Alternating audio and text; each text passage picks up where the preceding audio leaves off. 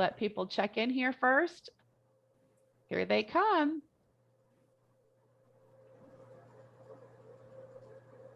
Hi, everybody. Welcome to today's webinar, Effective Communications and Developing Better Habits in Today's Environment. We're so happy that you joined us today. Craig, is there any way you could advance the next slide for me, please? Oh, sure. We'd like to thank our sponsors today. We'd like to thank our 2021 Diamond sponsors. We have CertaPro Painters of St. Charles, South County and West County, O'Connor Insurance, Premier Roofing Company, and the Daniel and Henry Insurance and Risk Management Company. Could you advance? Thank you. We'd also like to thank our webinar sponsors for today. We're going to give each of them a chance to speak for a minute and tell us a little bit about themselves. First, we have Alliance Association Bank, and I think Diane's going to do our speech today. Hi, Diane. Good morning, everyone. It's a pleasure to be here. My name is Diane White. I am an association financial partner for Alliance Association Bank. My colleague Wendy Hazelwood and I share the Missouri territory. Alliance Association Bank is a national bank that specializes in association banking exclusively and provides services to over 600 management companies and 18,000 associations. In addition, Alliance Association Bank is an active national CAI chapter sponsor and a supporter of the Heartland chapter. Our objective is to support our clients in creating seamless, transparent, efficient operations. And we do that through communicating associations with operations that fit the unique needs of management industries, such as providing a wide range of services.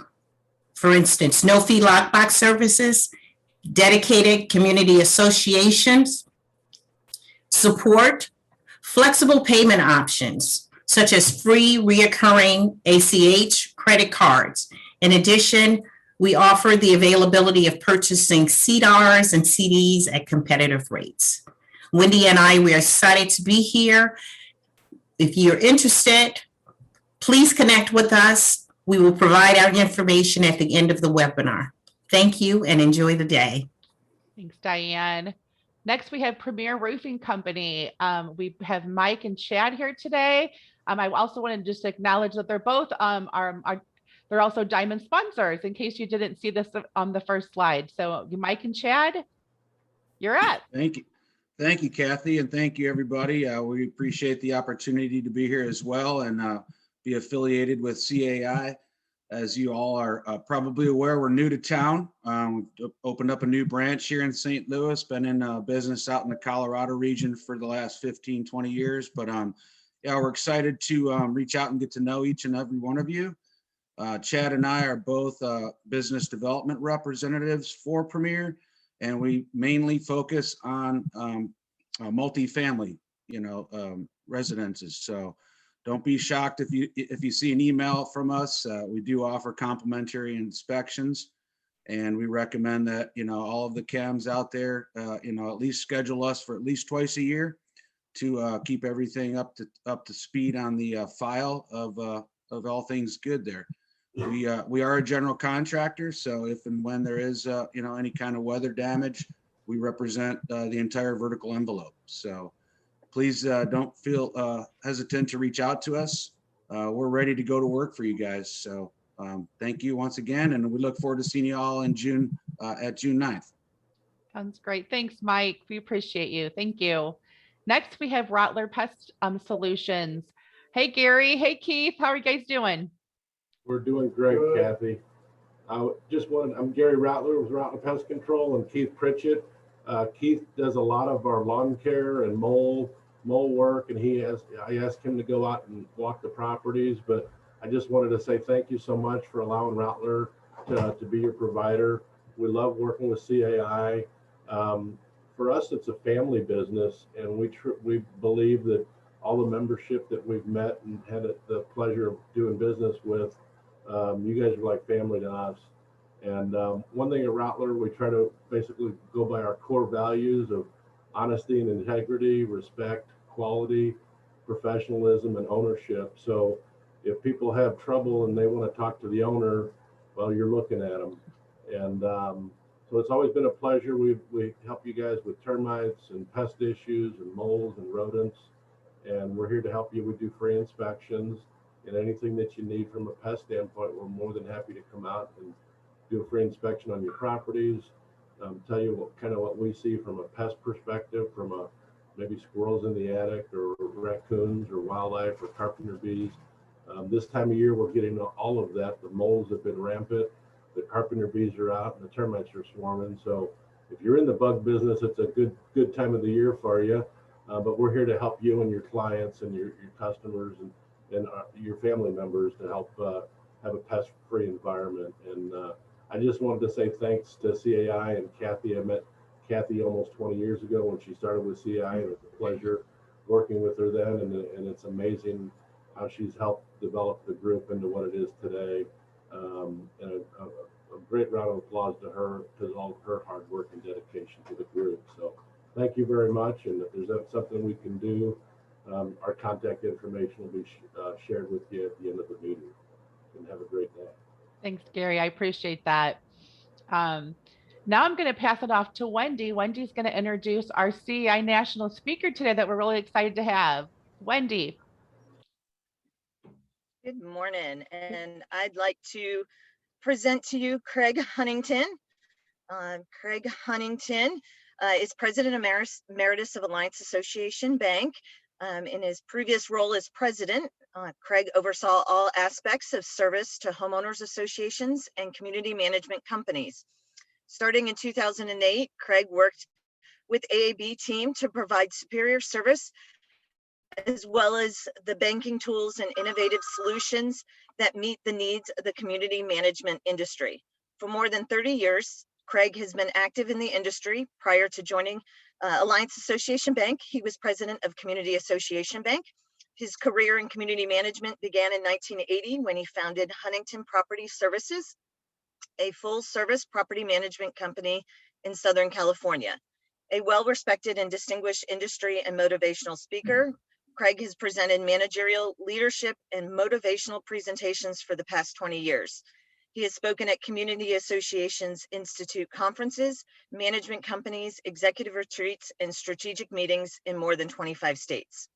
Craig has served as president of the Channel Island chapter of Community Associations Institute and has been a member of the board of directors for the Nevada, Central Arizona, and Utah CAI chapters. He has received his Bachelor's of Science in Business from Oregon State University. Welcome, Craig. Thanks, Craig. Wendy. You read that just like my mom wrote it. I love it. Thanks a lot. Yes, thank you, Craig. I'm going to go ahead and turn off my video and mute myself. I'm going to encourage Wendy and Diane to do the same. Me and Diane will be in the background to funnel questions. If you need anything, we're here. Okay. Thanks, Craig. Thank you. So before I get started here, a little story. I did this exact same seminar in San Antonio yesterday. I was in San Antonio doing it live. And I went to the airport to fly back to Arizona where I live, and the airport was closed. So I'm in a hotel room now in San Antonio, not in my office, which is all set up. My computer's sitting on a chair on a desk, and you can see the lovely hotel room that I'm in. So I hope it works. We're going to keep our fingers crossed and move on as we go down the road here. So today we're going to talk a little bit about habits and communications. As you can see, this group here, their communications are a little tougher than a lot. And I hope that we don't have boards. Again, as Wendy said, I was owned a management company for 20 years. So I had a couple boards like these guys, but today I don't. So I have this paragraph or whatever up on the wall in my office because I think it's very important. And I think I'll take a second to read this. Watch your thoughts for they become words. Watch your words for they become actions. Watch your actions for they become habits. Watch your habits for they become your character, and your character becomes your destiny. And that is a very important thing. Our character is very, very important to us. And we're going to talk today for the next hour and a half or so about how we make our character stronger by having good habits and good communication skills, which is one of the very most important habits that I'm going to talk about today.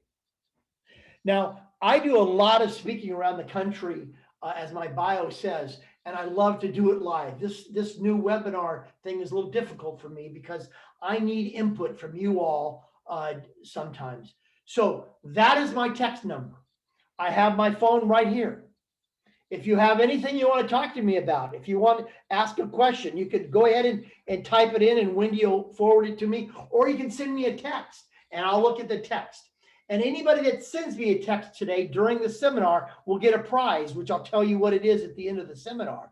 But if you text me something, just text me a hello, say I'm here, answer a question, because I am going to ask some questions, shoot me a text, and I will try to, I will send you, you will get a prize at the end of the seminar today. So write down my phone number right now, 702-860-1499. That's my cell phone right here, right now. You can text me anytime you want.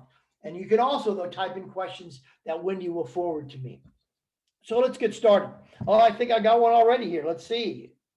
Yeah, okay. I got a couple of them. A couple of people are here. Thank you. That's very important to me to know someone's out there listening today. So let's talk a little bit about our roadmap today. We're going to talk about the just do it habit. We're going to talk about the think different habit. We're going to talk about communication good habit. And that's one that's the most important.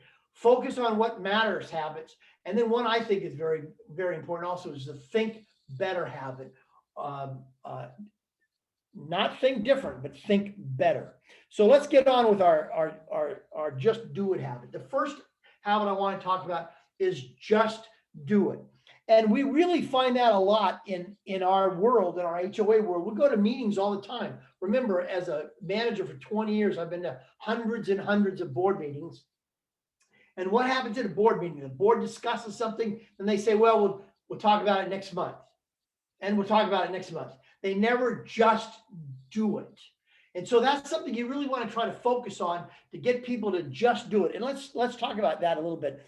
What is the definition of leadership? Can anybody text me the definition of leadership? I'm sitting here waiting. Okay, nobody yet? What is the definition of leadership? Can anybody guess? Oh, you're all afraid. Or maybe you can type in and Wendy will something. Nothing yet.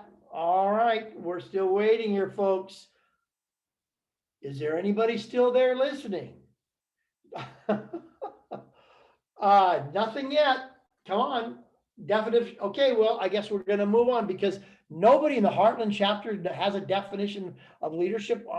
Leading by example. Thank you very much. Whoever said that. I don't have your name. So, include your name if you would when you send me a text, okay? So I can give you a little bit of credit. Leadership. Oh, there we go. Now we're getting some leadership by example. Jody. Okay. Leading by example. Thank you, Jody.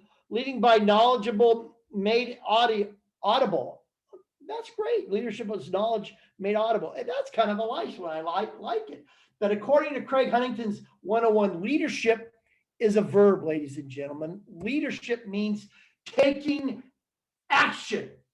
You need to take action if you're going to be a leader. You need to get out there and go forward, move forward, take action. Think about George Washington when he was crossing the Delaware in the dead of winter. And everybody was cold. They weren't warm. They didn't have good clothes, but he knew now was the time to cross the Delaware and take on the British. And he did. But it was cold, but he took action. He took decisive action and he won. And that's what changed the direction of the entire war against the British. You've got to take action if you're going to be a leader. So remember that. If the next time the board is what should we do? Stand up and say, come on, guys, make a decision. Make a decision. You've got to decide what you're going to do and move forward and take action, okay? Let's see if anybody else.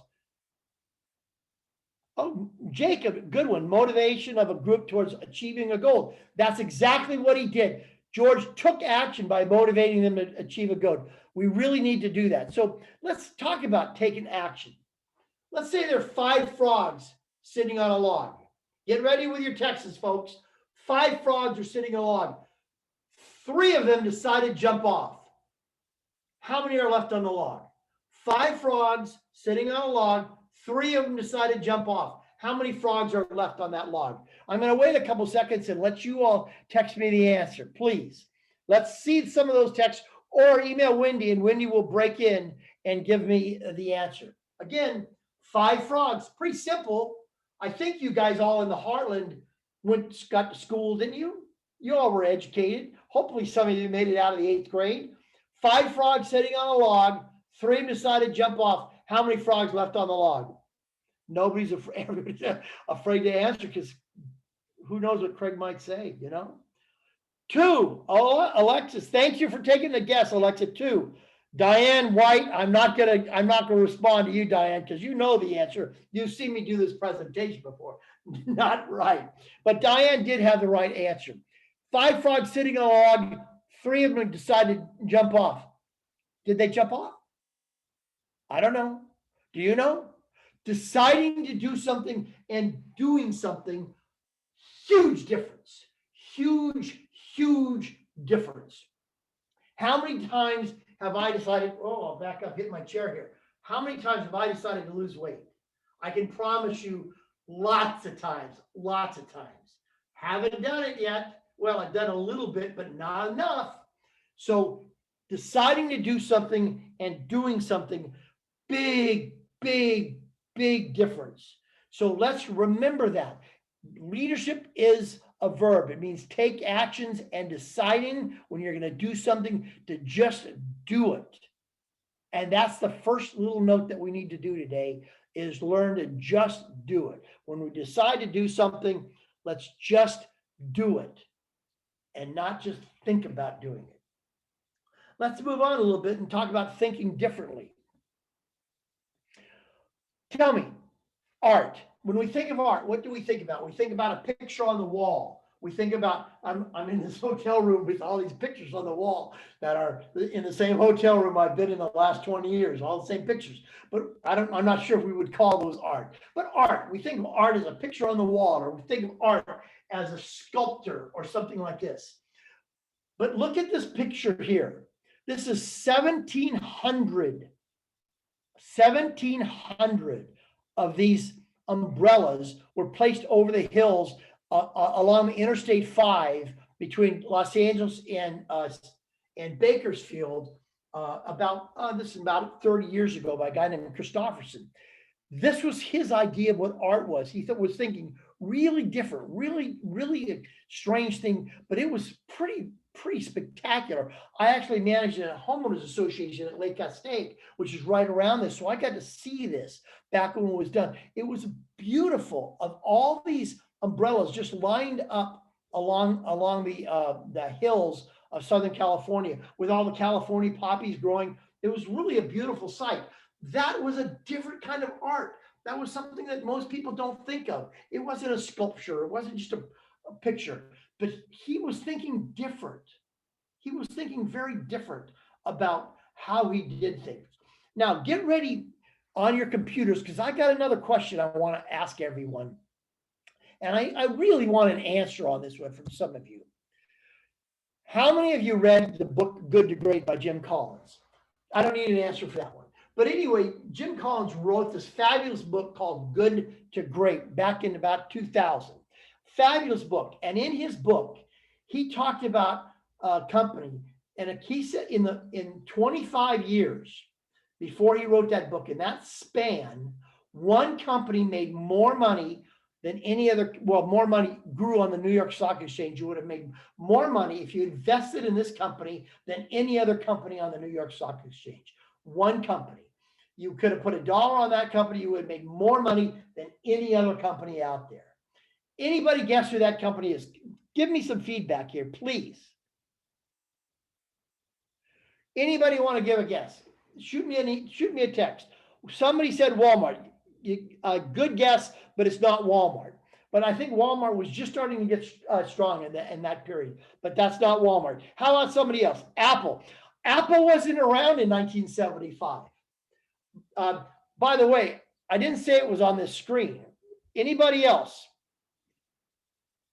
Anybody else? Somebody else said Apple. Think about the state that I'm in right now. This company happens to be in the state. Anybody else? I'm going to move on here. I love these emails. Thank you. Or these texts. Southwest Airlines. Southwest Airlines. Now, hardly anybody guesses that. When I asked this question to the group here in San Antonio, where Southwest Airlines almost started, they're just right down the road in Dallas, no one guessed Southwest Airlines. But Southwest Airlines made more money on the New York Stock Exchange than any other company in those 25 years. Think about this, folks. How many of you know of Pan Am Airlines? How about TWA Airlines? How about US Airways? How about PSA? All those airlines failed in the same 25 years. They all failed, but Southwest Airlines made more money than anybody else. Gee whiz. Why do you think that is the case? I'll tell you why it's the case. Because Southwest moves past systemic restraints. They do it now. They don't do it the same way. I'm sure most of you on this call have been on a Southwest flight at one time or another. They do it different. They don't do it the same way American does, or United does, or TWA used to do it, or Pan Am used to do it. They think outside the box. Really strange stuff. I'll tell you a couple stories. I fly Southwest except in 2020, but for the 15 years prior to 2020, I flew Southwest 100 to 110 times a year. And I lived in Las Vegas at the time. So a lot of Fridays, I was flying back home to Las Vegas on a Friday. Well, you know what it's like on an airplane to Las Vegas on a Friday. Pretty wild times. Southwest used to do two things, not on every flight, but a lot of them. That used to be so much fun. First off, they tell everybody on the plane, get a dollar bill out and write your seat number on the dollar bill with a pen. You know, seat 12A or seat 27B or seat 4C. Write your seat number on a dollar bill. And then they went through the cabin and everybody threw the dollar bill in a trash can liner. And they were going to do a drawing, and whoever pulled out whoever seat they won the bag of money. They're going to Vegas, baby. They'll start gambling. But what do they do better than that? They would find little Jimmy or little Sally. 8-year-old little Sally would come up and they'd say, okay, Sally, you pick out the dollar bill. So Sally would reach in and pick out the dollar bill and would be 12B, you're the winner. 12B would go nuts. And the flight attendant would walk up with Sally and the bag of money, and they'd give it to the person in 12B. And what would they say? You're going to take care of little Sally here, aren't you? You got to take care of it. So little Sally would walk out with a handful of money out of the deal. Tell me American Airlines would do that, or United, for Christ's sakes. Never would they do that. Or have you ever been on a Southwest flight where they did a toilet paper race? True story. They take 2 strands of toilet paper and put them down the aisles. And they'll put one end of one strand in the back toilet and one end of one strand in the front toilet. And then they'd say, go, and they flush the toilets, and the toilet paper goes, races down the aisle, and they bet on which one's going to win first. Always bet on the back toilet. It usually wins. But can you imagine American Airlines doing that? Or United? Oh, United, they would have a cow. No, they think different. They think past these restraints that have been on for year after year and after year, and they just do it different. So I'm asking all of you on the phone or on the webinar, whatever we want to call this thing, think about doing it different. Don't always do it the same way. I swear I'll go up in New England someday and I'll still find a management company using an abacus, because that's the way their grandfather did it. That's the way his grandfather did it. That's the way his grandfather did it. No one's going to be successful if they keep going down that way. You've got to look at things, change things, make things better, and you've got to start thinking about how to do that. All right. So how many people on the call have a to-do list? I don't even have to ask. Because if you're community managers, you all have to-do lists. Everybody has a to-do list. If you're going to be a community manager, you got to have a to-do list. Oh, I lost my, give me 1 second here.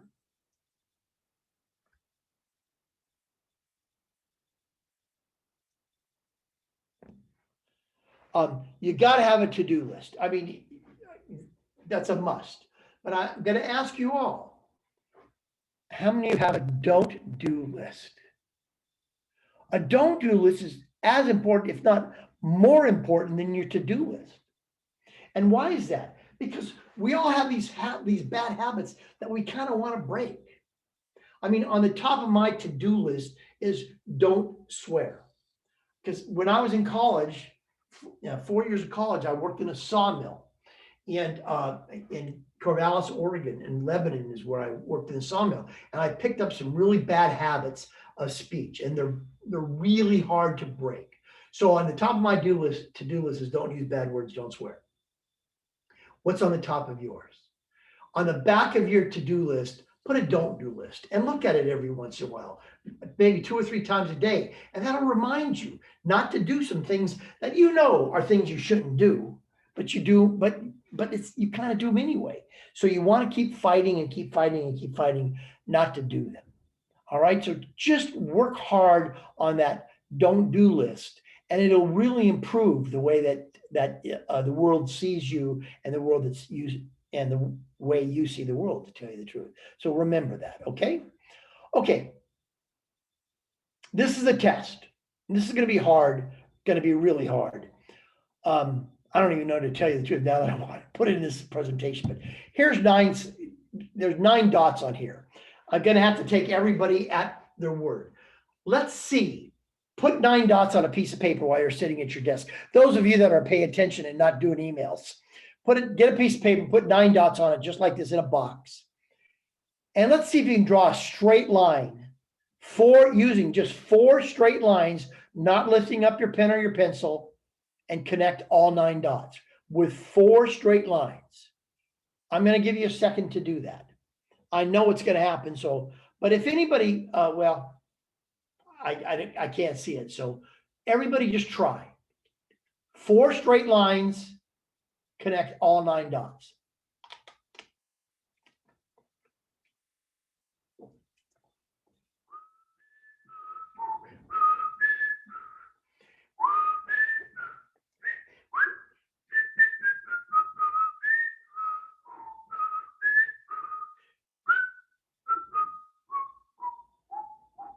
That's from some game show, but I don't remember which one anymore. So anyway, anybody do it? Anybody was able to do it? Well, I'm going to show you the answer here. And notice this. I will bet 99% of you on this webinar that tried to do this did all your squares inside those 9 dots. You saw 9 dots and you saw a box. You saw a box just like this. And you looked at that box and you went, well, I can't go out of the box. Now, you didn't say that to yourself, but that's what your mind was thinking. I gotta stay inside the box. I gotta stay inside that box. But you don't. You don't have to stay inside the box. You can go outside the box. Nothing's gonna hurt you if you go outside the box. And those are the restraints we're talking about. With Southwest, they went outside the box, way outside the box, and had a hugely successful airline. Been profitable every quarter since they turned profitable. Every quarter. Haven't ever had a negative quarter. Southwest Airlines thought different and thought outside the box. Shoot me a text if you got this right. I would love to know if anybody did. But we've got to start thinking outside the box. Let me tell you a couple parables here, okay? You got to think different. Think outside the box. So let's talk about fleas. We all know what fleas do, don't they? They jump around and they bite people. If there's a flea within a mile of my wife, it will find my wife and it will bite her. No doubt about that. So what fleas do, their whole plan is to jump around and bite people or bite dogs. They love dogs. So let's do this. let's say we take a box. Let's say we take like a box that had 24 bottles of tall buds in it. All right. I don't know what you do with the 24 beers. That's kind of up to you, but you've got a box, you got an old beer box, and you put 100 fleas inside that box. And then you put a piece of glass over the top of the box. So the fleas are trapped inside the box. You'd leave that glass top on that box for only 20 minutes. 20 minutes. You take that glass off that box, all 100 of those fleas are going to die inside that box. Not one of those fleas is going to jump out of the box. Fido can walk right next to the box, and the fleas can all see Fido, but they will not jump on Fido and jump out of that box. They will all die in the box. Why is that? Why do the fleas do that? Because for 20 minutes, they've been jumping up and they've been pounding their heads on the glass ceiling. They've been pounding their heads on that glass ceilings. So they've learned, I can only jump up this high, and then I won't hit the glass ceiling. So they're only going to jump up as high as 1/8 of an inch from that glass ceiling. And even when they see Fido, they're not going to jump up past that glass ceiling, even when it's gone, to bite Fido. Don't let that glass ceiling stop you from being successful. It's really, really important that we keep jumping. We keep trying. We can't stop. We keep swinging the bat.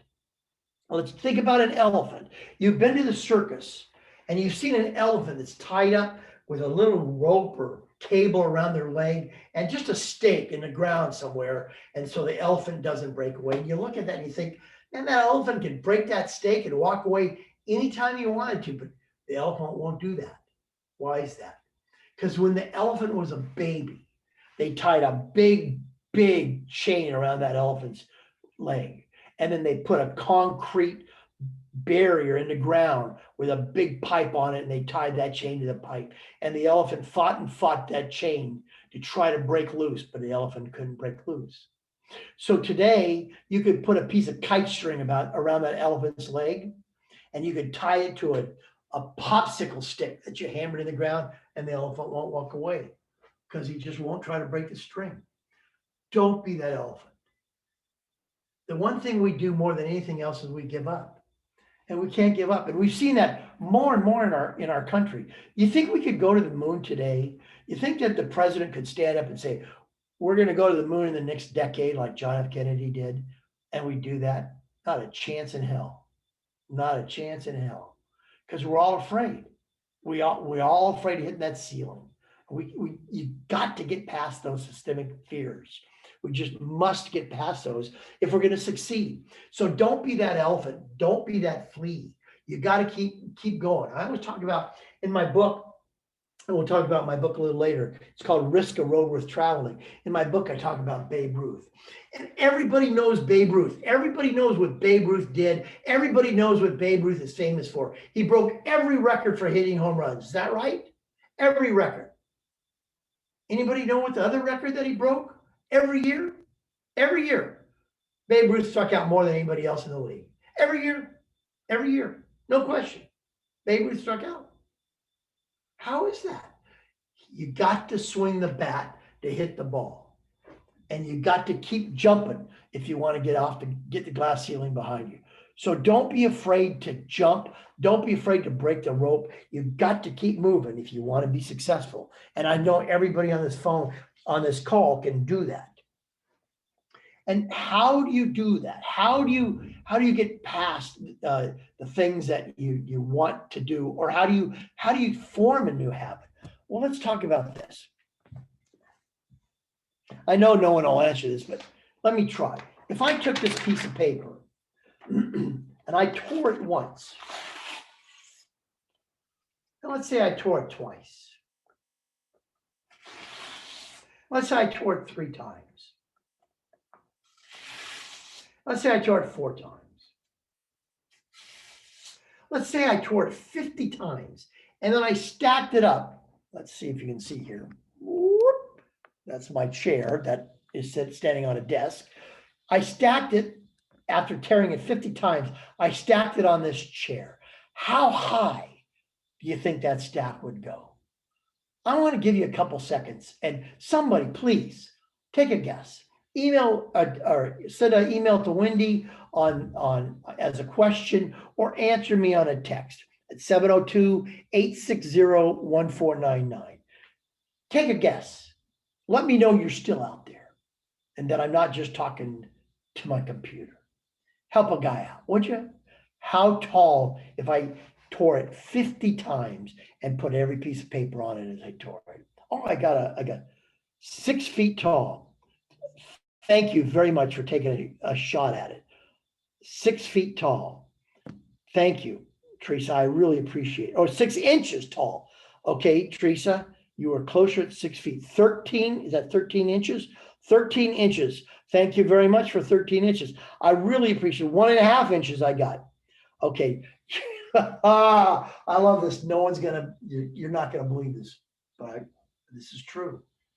If I tore this paper 50 times and stacked it up 1 foot, maybe you better stop guessing, it would go to the sun. Now you're all going, oh, he's so full of, and I was going to use one of those bad words that I promised myself I wouldn't do it. He's so full of something. It would never go to the sun. Never. That's way impossible. How could that be? Well, think about this. If I tore it 51 times and stacked it on each other, how far it would go? It would go to the sun and it would come back because of exponential growth. Think about that. That's what it would do, wouldn't it? Go to the sun and back. If it went to the sun at 50, tear it in half and stack it on each other, go to the sun and back at 51. So think about that. I mean, that's unbelievable that it would do that. That's what you need to do if you want to start a new habit. Do it once today. Do it twice tomorrow. Do it 4 times the next day. Do it 8 times the next day. Do it 16 times the next day. Within a week or 10 days, you're going to do it. It's going to be a habit. It's going to become a habit to you because of exponential growth. And it's going to help you grow. So don't be afraid about exponential growth. It will really help. Think about going to the sun and back with this torn piece of paper. And keep thinking about that. And you will improve yourself by making better habits of yourself. So now let's talk about the communication habit. This is my favorite one to talk about because I think communication is just so doggone important to us and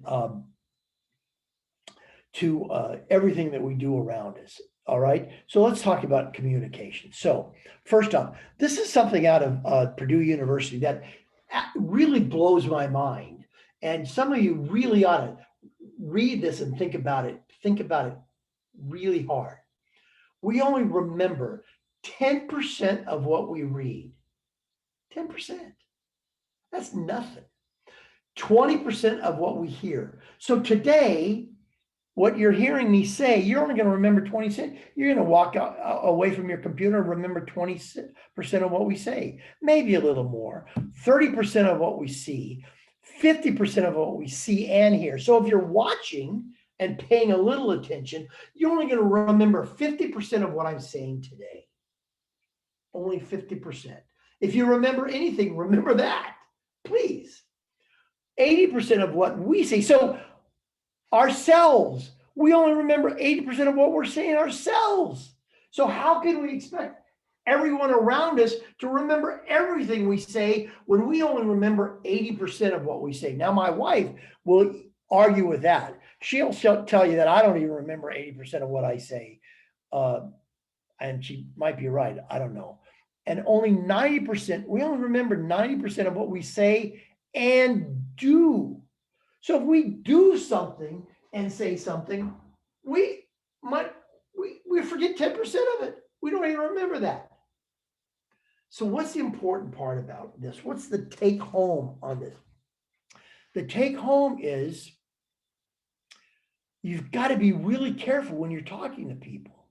You got to make sure that people understand what the words coming out of your mouth, because they don't. They might be thinking about something else. And not understanding what you're saying. And a lot of us have done that. Everyone on this webinar has at one point written something or said something to somebody that they took totally different than how you meant it. Totally different. But that's how they took it. So you have to be very careful in your communications. And even more important than that, you have to really work on the receiving end of your communications. Communications is a two-way street. It's not only sending, but it's making sure you receive. And that's the tough one to me. I mean, you can ask Diane and Wendy both. They both worked for me for a while before I semi-retired. And so I'm great at sending. I'm great at telling people what I want and making sure they understand my needs. But when they send me, when I get something, I have trouble. I'm the first to admit that, receiving it. That's actually on my to-do list. My don't-do list is don't not read everything. Everybody that works for me or has ever worked for me knows they don't write me a long email. They don't put multiple subjects in one email because I'll read it. I'll read the first quarter of it. I'll do it. And then I'll forget about the rest of the email. That's my fault. I should not do that. I'm sure many of you on the phone have the same way. We need to work on our receiving. If we receive better, then we'll communicate better. And people, people talk to us and send us things and think that we've got all of it, but we don't. We could have only gotten 10% of it. We only maintain, remember, 10% of what we read. So someone sends us an email, Purdue says, we're only going to remember 10% of that email. Wow. That's kind of scary, isn't it? So don't be afraid if somebody forgets something. Don't be afraid to send a backup email with a little more information in it. That's something that we need to do often. We need to do that often. So I'm going to check and see how the education is in your chapter here. Everybody on this call knows who Paul Revere is. I have no doubt about that. No doubt about it. Here's another test, though. Get ready with your thumbs, or again, you can send an email, or not an email, but you can send a question to Wendy, and she will forward it to me just on the webinar. Hit question and send it off. Does anybody know who William Dawes is? I really want to know. So if anybody knows who William Dawes is, send me a text or write a note to Wendy. Write a note on the webinar so Wendy can forward it to me. I'm going to give you a couple minutes to think about it. Not a couple minutes, but a little time to think about it. Well, wait a minute. Nobody can go on Google. I just thought of that. You were not live. You might be Googling right now. William Dawes, William Dawes, William Dawes. Anybody out there tell me who William Dawes is? Let's think about this for a second. William Dawes.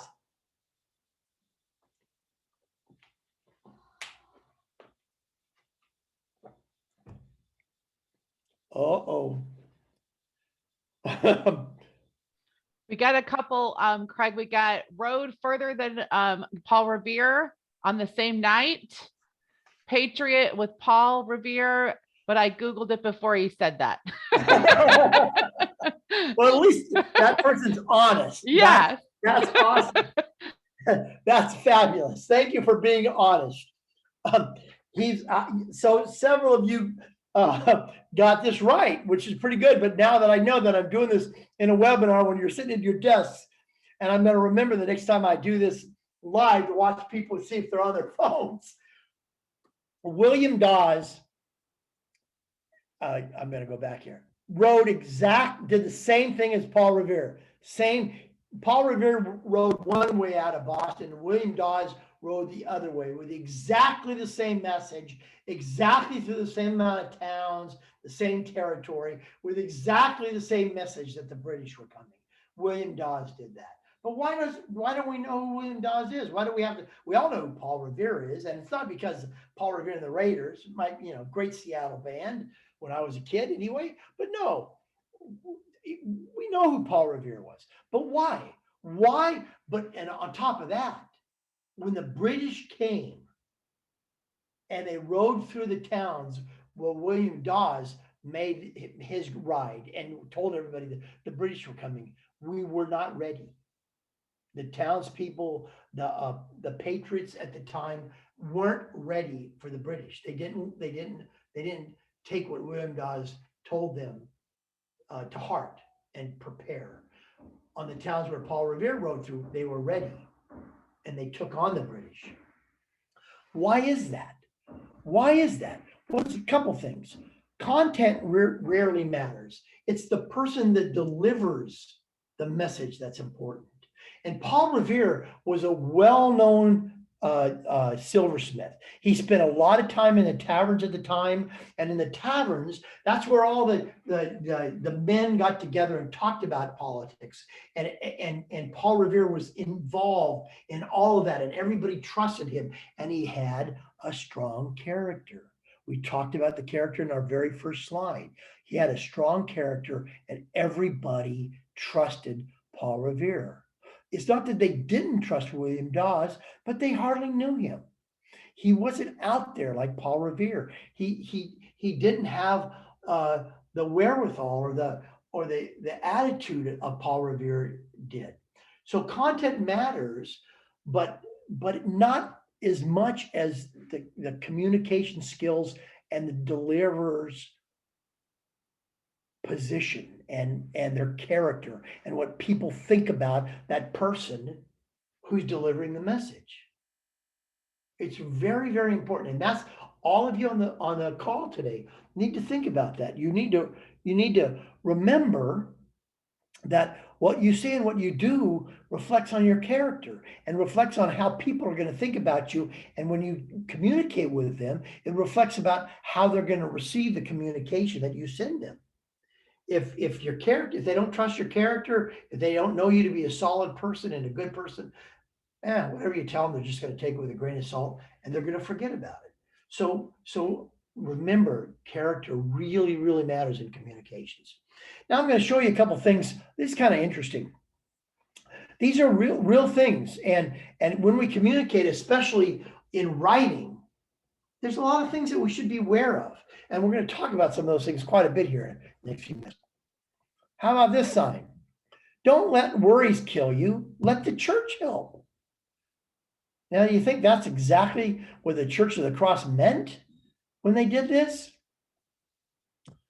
Or the next one. These are real headlines. These are real headlines in real newspapers that were published. There's 3 of them here. Third one's my favorite.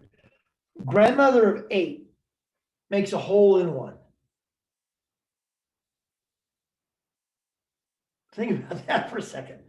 Really? And we're celebrating her making a hole in one of her grandchildren? That was the headline. Another headline. Milk drinkers are turned to powder. Well, I don't know, but are they? I don't know, but I drank milk in my life and I'm not powder yet. This is my favorite one.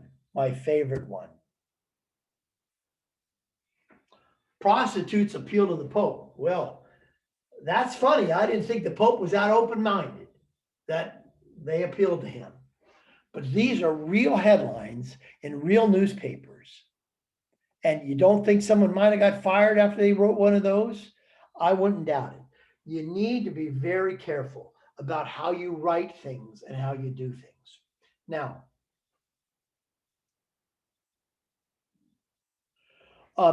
thanks, Diane. So anyway, I've got a couple more that I wish I could see you live, because I really like to see the reaction of the audience when I talk about punctuation. In today's world, we're all using these text things. I mean, we are. I've got 25, 30 texts from you all already. And I would bet as I look at them, none of them have very good punctuation. But punctuation is really, really important. And you need to look at your text and your emails and your letters and make sure you have proper punctuation, because it makes a big difference. Let's look at these examples. Let's look at these examples of how commas can make a big difference. Let's see grandma. You think that's what they really meant? Is Jeffrey Dahmer part of this family? We're going to eat grandma? I don't think so. But when you add a comma, let's eat, Grandma, it makes all the sense in the world, doesn't it? So you've got to be careful where the commas are. Now, this next one is for the ladies. And I really like, again, to be live when I show this one. So some of you can react if you want on email, but it won't, or on text. Or maybe Wendy, you and Kathy can unmute. You can, Wendy, Kathy, and Diane, you're all on live. Unmute, please, and tell me what you think about this next one. I don't see you unmuted yet, but unmute. A woman without her man is nothing. I don't like it. Not a fan. Not a fan. A woman without her man is nothing. Really? Come on. But what do you think about this one? A woman without her man is nothing. That's a little better. You like that? Just a little Yeah, bit. ladies. Move commas around a little bit and it makes a big Difference. A big difference. difference. Big difference. Yes. A I agree. woman without her man is nothing. And I wouldn't disagree with that one. Behind every great man is a great woman, isn't that right? There you Good go. answer. My Good wife- answer, Craig. Good There you answer. go. My wife Come- keeps telling me. Correct. Good comeback. Okay, so let's go on here. Let's talk a little bit about good words and bad words, because linguistics determine our physical and emotional responses. We all know that, like those things I just showed you, we just move commas around, and the ladies in the room would be very upset about how we did those. So how we frame our comments, questions, determines the receiver's response. And that's really important. How that receiver's response is about how we present ourselves to them. It's real, there's no question about that. And we've all done that before. Like I said before, we've all written emails or written letters or said things that, oh my gosh, they just didn't take it the way that we meant it at all. Not at all. And so it's very, very, very important. And oh, by the way, I didn't say it at the beginning. Anybody that wants this presentation, I'm more than happy to it, or anything in the presentation, just please send me an email, and you'll get my email address at the end, and send me your email address, and I will send it back to you via email, not via text, but email, because I can't send it during text, of course. So I'll send you the PowerPoint. I'll send you the next thing we're going to talk about. On my desk, on both my desks, at home and at work, I have these lists of good words and bad words. These are my good words. These are the words that I try to use in my communications. And I urge you to think about that. And I'm going to flip real quick. These are my bad words. These are my bad words. By the way, I hope you could hear that sound. If you couldn't hear that sound, email Diane or Kathy and let them, or send them a webinar thing saying that you didn't hear it, because we're going to have a video coming up here real quickly, and I want you all to see hear the video. But these bad words, and they're not, I mean, it's not the N word, it's not a 4-letter word. They're just words that have people take them badly. So avoid these words. You don't need to use these words. You can use some of the good words to replace some of the bad words. So when you're doing your email, or we're doing your communication, or doing your newsletter, look at your good word list and look at your bad word list and say, okay, I'm going to replace that word with one of these other words. And there's nothing wrong. I mean, cheap is not a bad word. Split is not a bad word. Evict is not a bad word. Impossible is not a bad word as far as like the N word or a 4-letter word, but they bring on to the person that's reading them a negativity. that if you don't use them and you use the other good words, that negativity won't be there. So I really, really urge you to try to use as many of these good words as you can and as few of the bad words as you can. And like I said, if you send me an email, I'll be more than happy to send you this list of good words and bad words. I think it will really help in your communication skills. Now let's talk about our mouth. You know, we've been talking about writing, and but our mouth is what gets us in trouble a whole lot. Let's talk about concern for impact. And the reason I have Kramer on here, because everybody knows Kramer has no concern for impact. What comes out of his mouth, he could care less about what everybody else thinks about what comes out of his mouth. And a lot of us call it the mouth works before the brain works. My wife has that issue sometimes, and it's just how it works. And I'm going to talk about Kramer, but let's talk about everyday life first. And this is how maybe it'll relate to you all. I've been really blessed. My wife and I have been extremely blessed. We have 2 great kids and another kid. No, I heard a comedian say that once. It was fabulous. He said, I have 3 great kids, and everybody applauded. Then he said, and I have another kid, but I don't. I have 2 great kids. They're both very productive members of society. They're off my dole. They're very successful. And I look at my wife and said, what did we do to deserve this? What did we do so our kids come out like this? And we don't know. You know, we loved them, but I don't know what we did. And then we have friends that are in the same social economic class as we are, went to college with them, that have a child they're struggling with. And they don't know why either. And we don't know why either. But we'll be to dinner with this couple, and my wife will start bragging about our kids. And I kick her and say, you can't do that, because these poor people are struggling with theirs, and we can't be bragging about ours. You've got to have concern for impact. And it's like Kramer. Remember the episode of the big haired girl, the girl that had huge hair, like back in the 60s hair. And Elaine and Jerry met this girl. They said, oh my gosh, we can't let Kramer meet this girl, because if he does, oh my God, look at that hair. He's going to just freak out over her hair. But so they did not want Kramer to meet her, because they all know that he has no concern for impact and that he will embarrass this poor girl. Of course, what did happen, Kramer met her finally, and he said, wow, great hair. I love your hair. So he totally flipped out on what they thought. But Jerry and Elaine had a great concern for what the impact that Kramer would have on this girl. And we got to make sure we're not Kramer.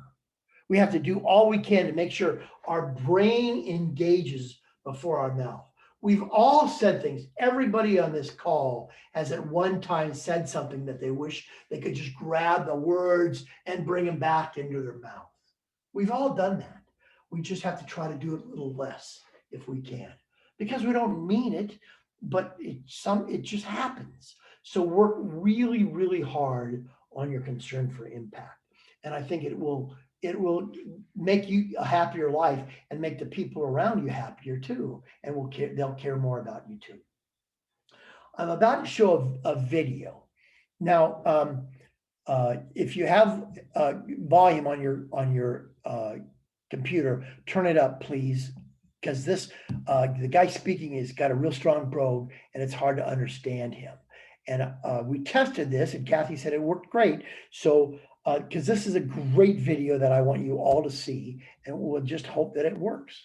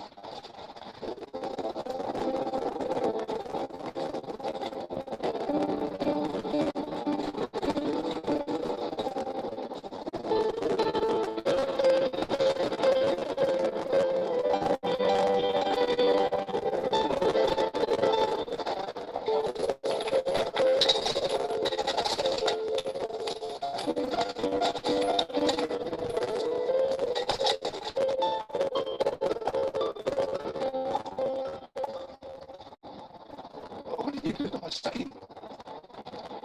wrote the same, but different words.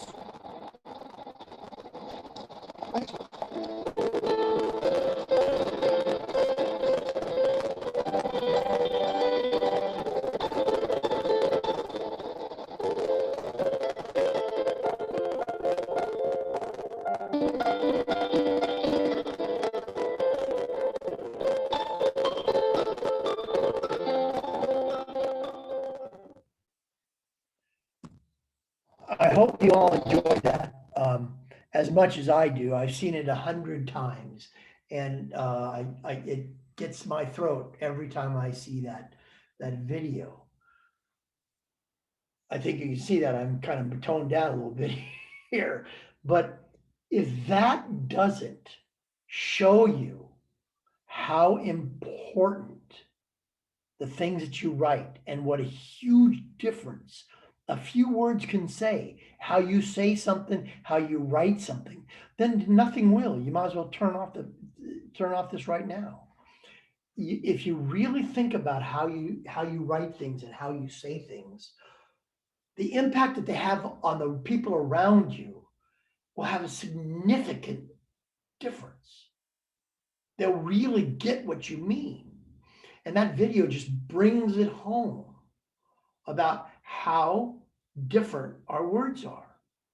So I urge all of you to think about that the next time you write something, when you say something, when you email something, about how important it is that you use good words and you really let people know what's going on.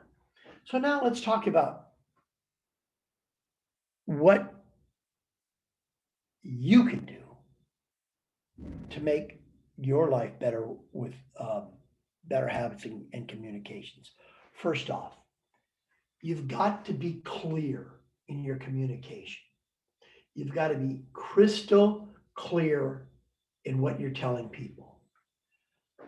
Everybody knows what these cows want, don't they? You know, it is very clear when you see this poster that those cows want you to eat more chicken. There's no ifs, ands, or buts. They want you to eat more chicken. So communication from these cows is very clear. So I want you to make sure you communicate very, very clearly to those that you communicate to. Don't do this. This is one of my pet peeves of HOA management or community management, whatever the word of the year is. I just cringe when I see rules and regulations like this for homeowners associations. It looks like they came off the mountain and it's the 10 commandments. In this case, the 16 commandments. It's just awful, just awful. You don't need to do this. You don't need to have, please, in your newsletter, don't have the rule of the month. Oh my gosh, that does nothing but shows negativity. It's negativity. Let me tell you a quick story here. Well, actually, none of my stories are quick, but I'm going to tell you a story anyway.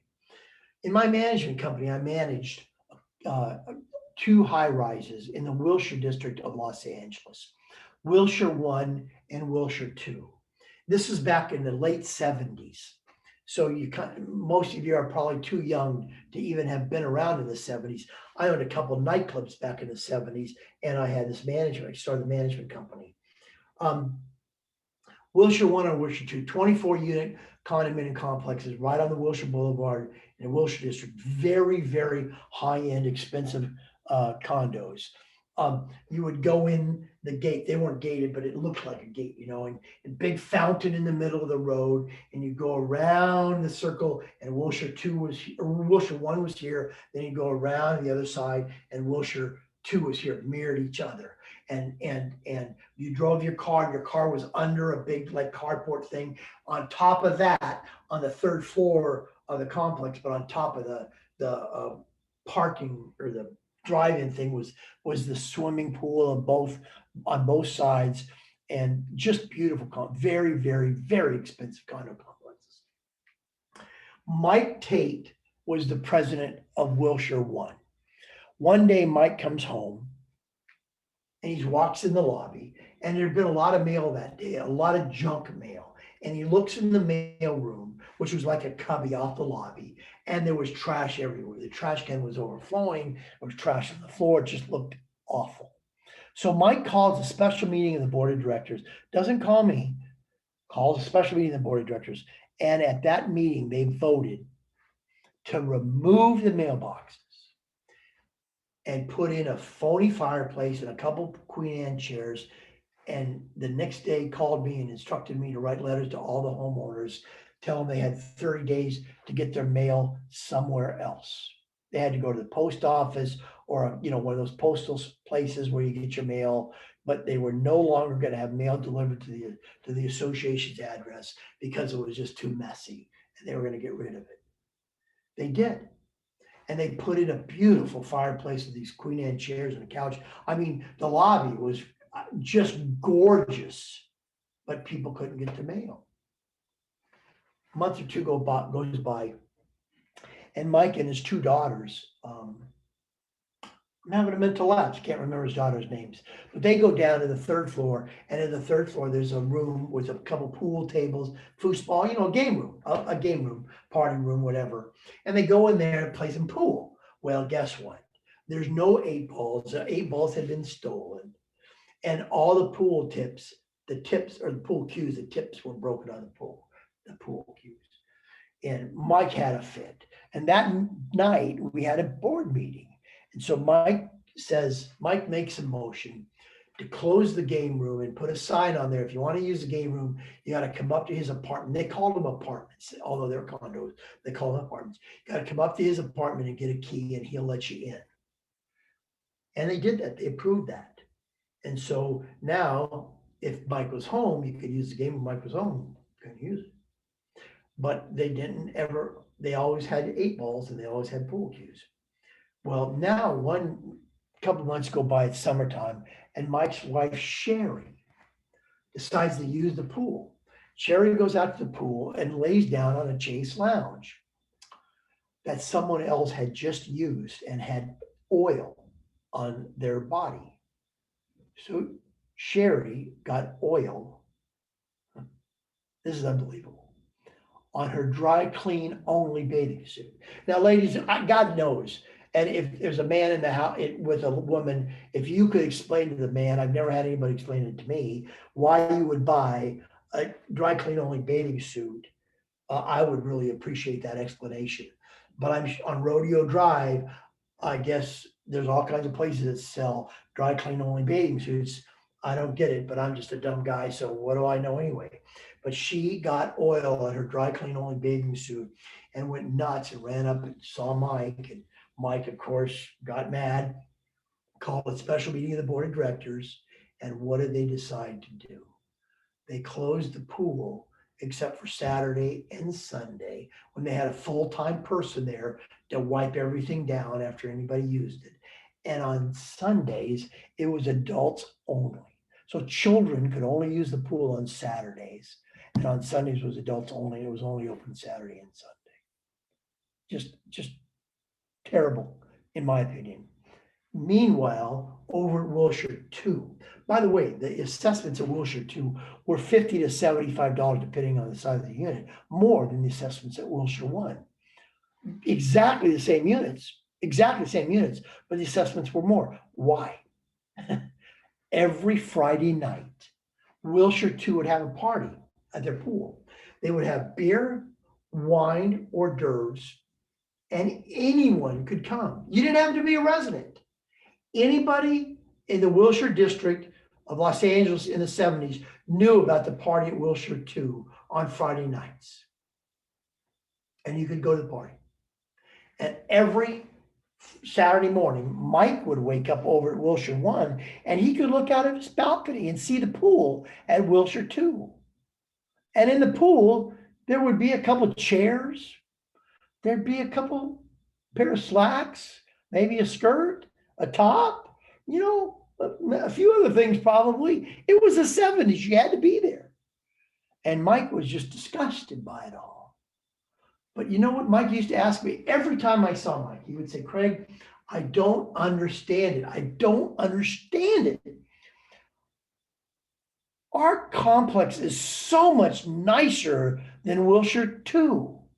I mean, our pool's pristine. The lobby is gorgeous with our Queen Anne chairs and our fireplace. And you go over to Wilshire 2 and there's trash in the mailbox area. Their assessments are much higher than ours. He says, I don't understand it. Why? Tell me, why do the units over there sell for $50,000 to $100,000 more than our units? Well, everybody on this call knows why, don't you? Because it was a better place to live. They had fun over at Wilshire 2, especially in the 70s. They could use their pool. They could use, and their assessments were higher because they were always made sure they had pool cues, and always made sure they had 8 balls and cleaned the mailroom more often. They were willing to spend that money to do that. Wilshire 1 wouldn't. So Wilshire 2 was a better place to live because of the feeling of the people. And they were willing to pay more for the units, pay more for the assessments, because it was a better place to live. These rules that are on your screen right now don't make your place a better place to live. You think they might. Some people think they might. More rules, better place to live. They don't. They do not make your home a better place to live. They usually make it a worse place to live. So please, please, please don't use these rules. I'll give you one more example. My wife and I just bought a new house in Fountain Hills, Arizona, which is just east of Scottsdale. Moved in about a year ago. 22 units, just 22 units. It's gated and fairly high-end homes. And the president wants to put all these no trespassing signs and all these signs. And it's like, we have gates. It's a private road. It's a dead end, 22 homes. Who's going to come up here? What do we need these signs for? We don't. So please, please, please remember, keep your community a community. Keep it a community. And don't make it a prison with all kinds of rules. You don't need people to tell people not to spit on the floor. They're not going to spit on the floor. And I'll move on and probably beat this horse to death. But one more thing. I have one rule. One rule. My homeowners association. One rule. Is my behavior today going to hurt my neighbor from selling their house? Simple rule. If my neighbor has an open house, is my behavior today going to make someone at that open house not want to buy their house? These rules might do that. But my behavior, if I have a carp on my blocks or my kid's got a band in the garage, it might hurt my neighbor from selling his house. So I better not do that. That's what I call the golden rule. So I'll try to move on. I'm sorry. So what else can you do? You can maintain enthusiasm. You can make sure that everybody in the complex maintains enthusiasm. And this is special. At board meetings, when we can have board meetings, again, live board meetings, it's tough to maintain enthusiasm in those board meetings because people, everybody has that gadfly. Everybody's got that guy that complains, and nobody wants to come to the meeting and listen to him complain. So one of the things that I do recommend when I do my 1-hour board meeting seminar, I talk about giving people a certain amount of time. Everybody on the phone call probably says you give them 3 minutes or you give them 2 minutes to talk at a board meeting, so you limit conversation. Do that, but then give them 15 minutes a year or 10 minutes a year and add it up. So by the 4th meeting, maybe they can't talk anymore. Run that by your attorney before you do it, but I don't know why you couldn't do that. So, but you've got to maintain enthusiasm at your homeowner association. Number one, you've got to pat people on the back.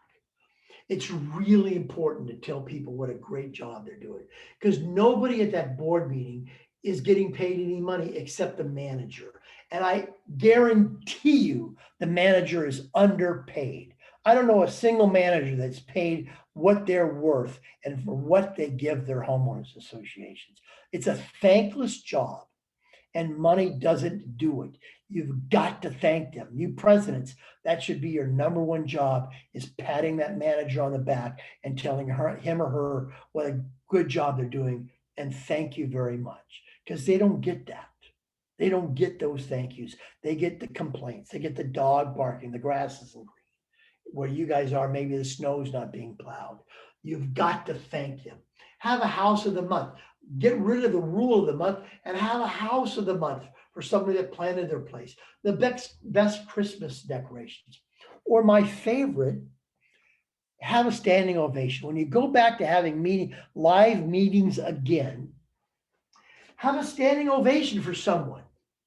The guy that does the landscaping report, when he's all done, say, even if there's only 7 people in the room, let's give Charlie a standing ovation. Everybody stand and give him a standing ovation. And it'll make Charlie feel good, and it costs you nothing, but he's volunteering his time for free. So let's give Charlie a standing ovation. Do that at the next time you have a live meeting.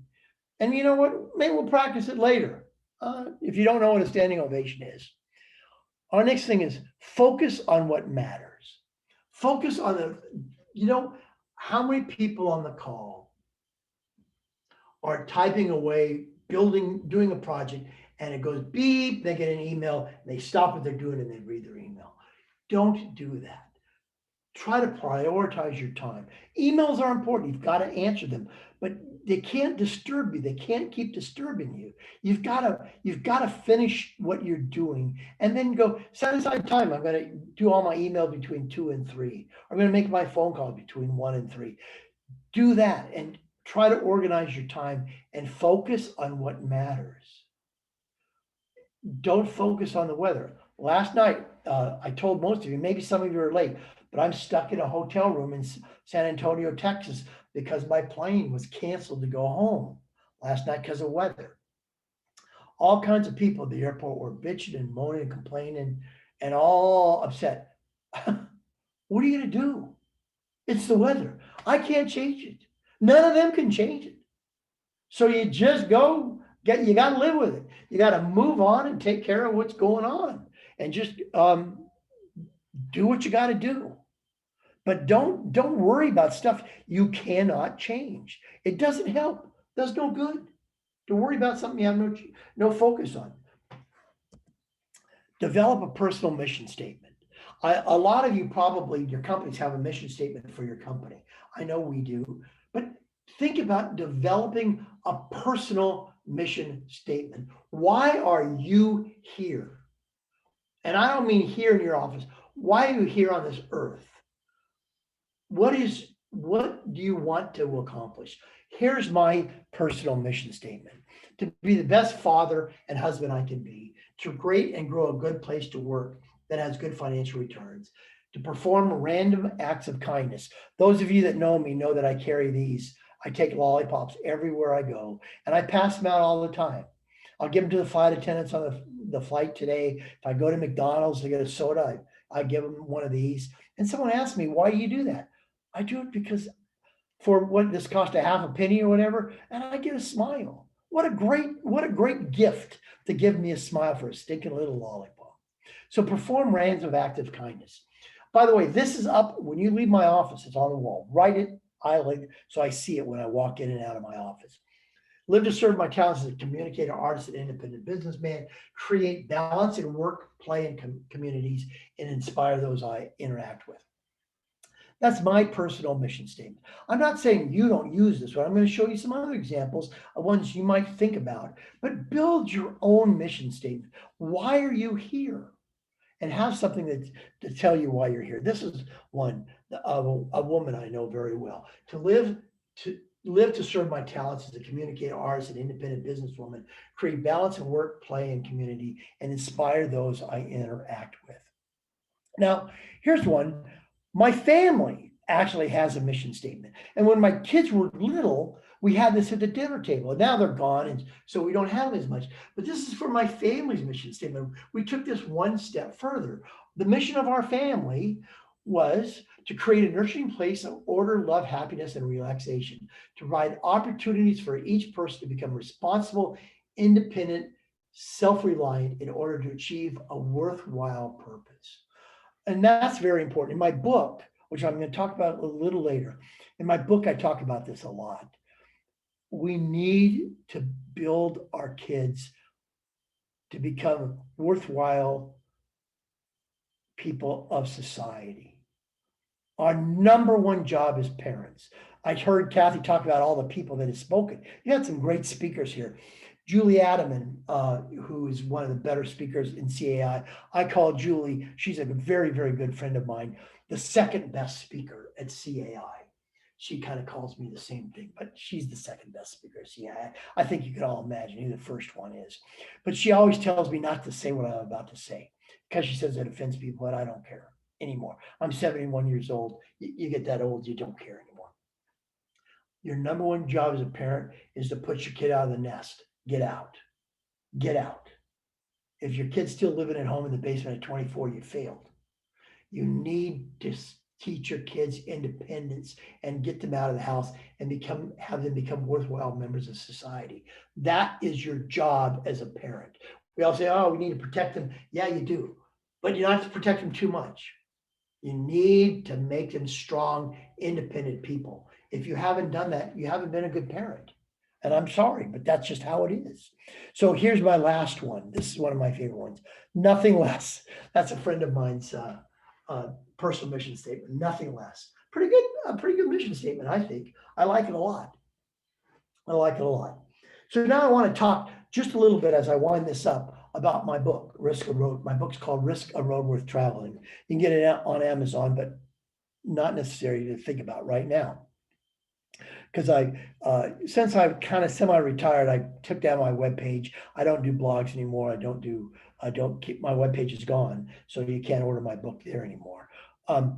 But so in my book, I talk about the voice of treason. And the voice of treason is this little guy that sits on your lap or sits on your shoulder and says, oh, you can't do that. Oh, dude, you're no good. You can't do that. Oh, if you do that, oh, you're going to get in trouble. If you do that, you're going to lose that contract. Oh, don't do that. That's that little guy. You've all had that guy on your shoulder. And right now I'm going to ask everybody, I can't see you, but I'm just going to ask you, you're sitting in your desk. If you've had that voice of treason on your shoulder before, raise your hand. I know a lot of you are raising your hands right now. Those of you that aren't raising your hand right now, yeah, he's on your shoulder right now because you're afraid I'm going to say something to you. He's don't raise your hand. Someone in the office might be looking at me thinking, what the hell are you raising your hand for? My wife might walk in the room and say, why are you raising your hand, you dummy? Don't let that voice of treason take over your life. You've got to get rid of that voice of treason and make him just leave you alone. He's got to leave you alone. No voice of treason. Tell him to go away. I'm not interested today. America's number one fear. Can I get some guesses? I haven't got any text from anybody. Again, 702-860-1499. Text me what you think America's number one fear is. I got a couple. I'm going to wind this up in just a few minutes, and then I'm going to take an Uber to the airport and hopefully planes are flying. Anybody know what America's number one fear is? When do you get anybody that's sending you messages telling you what the number one fear in America is? Failure. That's a pretty good guess. Heights. Heights, that's a good one too, but that's not America's number one fear. America's number one fear is public speaking. Every survey always comes out with the same thing: standing in front of a bunch of people and talking. Now, right now, I'm not standing in front of a bunch of people. I'm standing in front of a chair with a computer on it. So I'm not sure that's public speaking.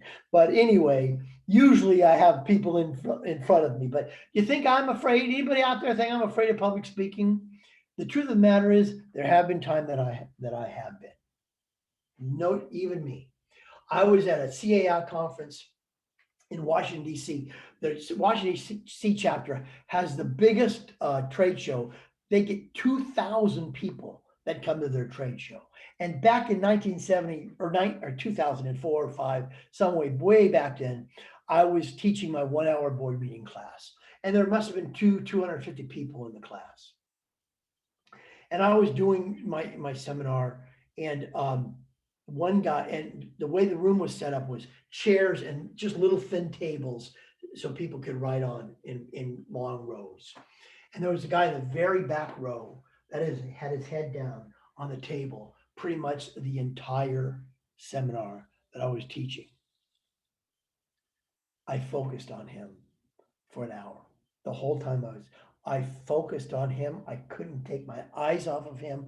The little guy on my shoulder was screaming at me, "Hey, dude, you're no good. What do you think? You're embarrassing yourself. Why are you doing this? Don't do this anymore. You're making a fool out of yourself. These people don't know you. They don't like you. They think you're stupid. Don't ever get in front of the audience again, you dummy. Don't do this." The whole time. And I mean, I was on fire. I was standing on chairs and tables, and I was doing everything I could to get that guy's attention. Nothing. And the thing was over, and I thought, this is the last seminar I'm ever going to teach. I'm so embarrassed that I'm such a failure. And I'm talking to Dawn Bowman. Some of you might know Dawn. She happens to be, at the time, she was the ED of the Washington chapter. Before that, she was the ED of the Arizona chapter when I was on the board of directors. So I knew Dawn, and I was talking to her. She's with CAI National now. A lot of you might know Dawn, but this guy walks up to the two of us talking, and he says, "Excuse me, may I interrupt? Dawn, do you have any?" The same guy that had his head down the whole time. He looks at Dawn and says, "Dawn, do you have any aspirin? I have the worst headache I've ever had." Then he turns to me and said, "You're the greatest speaker I've ever seen at CAI. I can't believe all the stuff I learned from you. Thanks a lot. This is awesome. You were awesome." Facts versus feelings. My feelings were hurt, but the facts were the guy was enjoying what I was saying and what I was doing. But my feelings got in the way.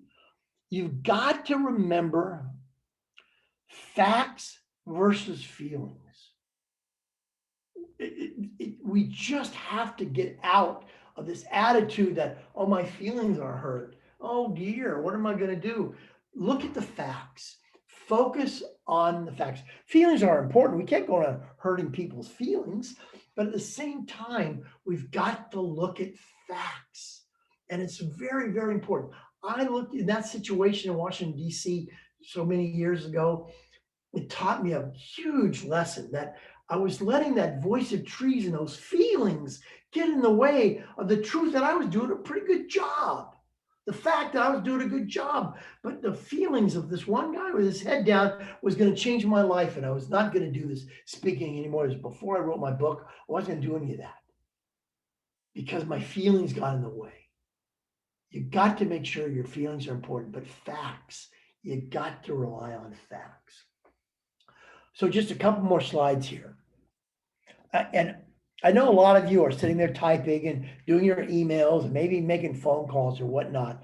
So I'm asking you right now, please stop what else you're doing and look at the screen for just one slide, for just this one slide, and then you can go back to doing your emails, okay? I want everybody on the call to think of this. Say to yourself, do you think you can? Everybody on the call, in your mind, or if you're with someone, if you're by yourself, say it out loud. Do you think you can? Or do you think I can? Do you think I can? Say that to yourself. Do you think I can? Now I want you to say this thing. Or do you think I can't? Do you think you can? Or do you think you can't? Say those things to yourself. Do you think you can? Do you think you can't? Because whichever you think, you are absolutely right. If you think you can, you will. If you think you can't, you never will. If you think you can't, you never will get it done. You've always got to think that you can. Please, please, please, please think you can, and you will. You'll be successful in what you do. And to wind this up, you're better than you think, so think better. Like me, when I was I was better than I thought. So I got to start thinking better. And I started doing that after that seminar in Washington, D.C. so long ago. So now I'm going to read something to you, and it's on the screen. But this is something I leave every seminar with this last slide, because I think this is so, so important for what we do. And it's cut off some of the words, so I'm going to read this for you. He failed in business in 31. He was defeated for state legislature in 32. He tried another business in 33. He failed. His fiance died in 35. He had a nervous breakdown in 36. In 43, he ran for Congress and was defeated. He tried again in 48 and was defeated again. He tried running for Senate in 55. He lost. The next year, he ran for vice president and lost. In 59, he ran for the Senate again and was defeated. All these losses. And this, in my opinion, and most of yours probably, is the greatest American that ever lived.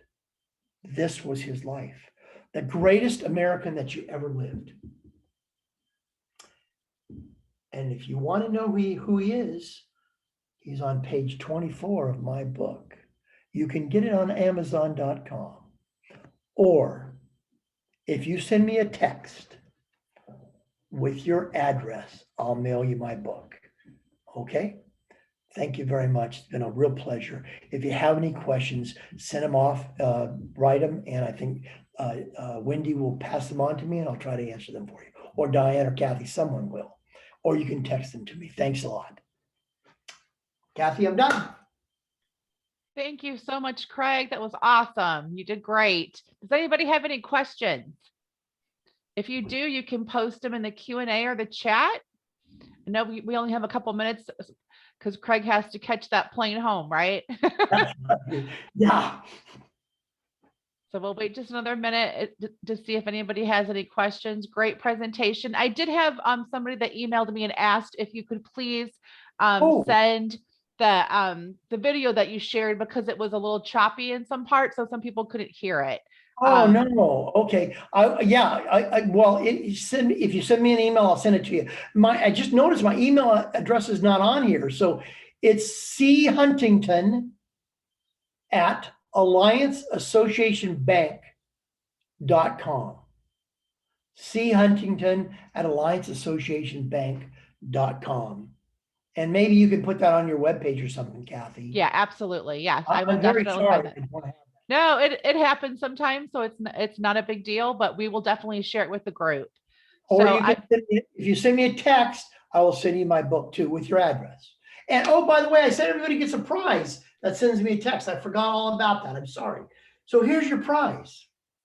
In your phone now, you have the phone number and the text, but the cell phone number of the president of a bank. If you need something, give me a call. That's your prize. Not bad, huh? that's good. Great. Thank you so much, Craig, for being here and doing this, especially being accommodating under the circumstances with you being in the hotel room. And we really appreciate you. Thanks for being here. We hope to see you guys next time at our next webinar, it'll be on June the 2nd. It's all about creating community association law with Marvin Notiff. We're really excited about it. It's totally free to all CEI members. You can sign up anytime. It does count for 1 hour of continuing education credit for those managers that are keeping track. So we hope to see you guys then. Have a great day. And thanks again, Craig. We appreciate you. Nice job. Nice job, Craig. Thank you so much. Safe travels. Have a good day, guys. Bye-bye. Bye-bye. Thank you, Kathy. Thank you.